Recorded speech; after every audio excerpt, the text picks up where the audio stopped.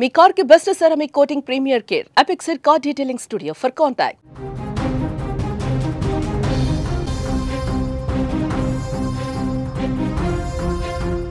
మురిపెంగా పెంచాడు. మూడు ముళ్ళు పడేవేళ కానరాని లోకాలకెళ్ళిపోయాడు. ఆడపిల్ల పెళ్ళంటే మాటలు కాదు కదా. ఒక తండ్రి తన జీవితకాలం దాచుకున్న సంపద, తన రెక్కల కష్టమంతా దారిపోసి చేసే అతిపెద్ద యజ్ఞం అది. నా కూతురు సుఖంగా ఉండాలి, ఏ లోటు రాకూడదు అని పగలు రేయి కష్టపడి నలుగురిలో తలెత్తుకునేలా మంచి సంబంధం వెతికి ఎన్నో ఆశలతో పెళ్లికి సిద్ధమయ్యాడా తండ్రి. తెల్లారితే భాజా భజంత్రిలు మోగాల్సిన ఆ ఇంట్లో మృత్యు మౌనంగా అడుగుపెట్టింది. అల్లారు ముద్దుగా పెంచుకున్న కూతురిని పెళ్లిపీటల మీద చూసి మురిసిపోవాల్సిన ఆ తండ్రి ఆ అదృష్టానికి నోచుకోకుండానే అనంత వాయువుల్లో కలిసిపోయాడు. అప్పులు చేసి కష్టపడి కూతురు పెళ్లి ఘనంగా చేయాలనుకున్న ఆ తండ్రి ఆశలు రోడ్డు ప్రమాద రూపంలో ఆవిరైపోయాయి. ఆదివారం తెల్లారితే కుమార్తె మెడలో మూడు ముళ్ళు పడాల్సి ఉండగా శనివారం ఆ తండ్రి ప్రాణం పోవడంతో ఆ పెళ్లింట పుట్టెడు దుఃఖం మిగిలింది. కన్యాదానం చేయాల్సిన చేతులు కదల్లేని స్థితిలో ఉండడం చూసి గ్రామమంతా కన్నీరు మున్నీరైపోతోంది. వికారాబాద్ జిల్లా యాలాల్ మండలం సంగంకుర్దు గ్రామంలో ఈ కన్నీరు పెట్టించే ఘటన చోటు చేసుకుంది. గ్రామానికి చెందిన అనంతప్ప తన కూతురి వివాహం నిశ్చయించి పెళ్లికి అన్ని ఏర్పాట్లు చేశారు.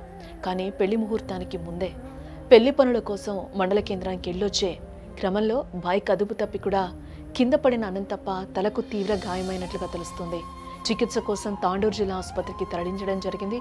పరిస్థితి విషమంగా మారడంతో హైదరాబాద్ గాంధీ ఆసుపత్రికి తరలించారు. చికిత్స పొందుతూనే అనంతప్ప మృతి చెందినట్లుగా కూడా తెలుస్తోంది.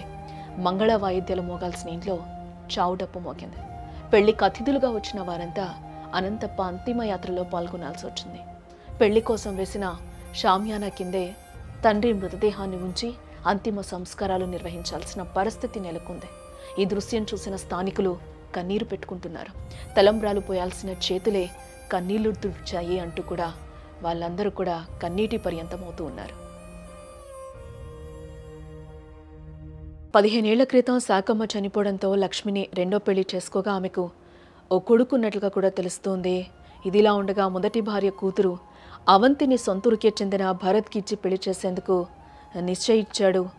ఆదివారం అంటే ఈరోజు వివాహం జరిపించేందుకు అనంతప్ప అన్ని ఏర్పాట్లను కూడా పూర్తి చేయడం జరిగింది.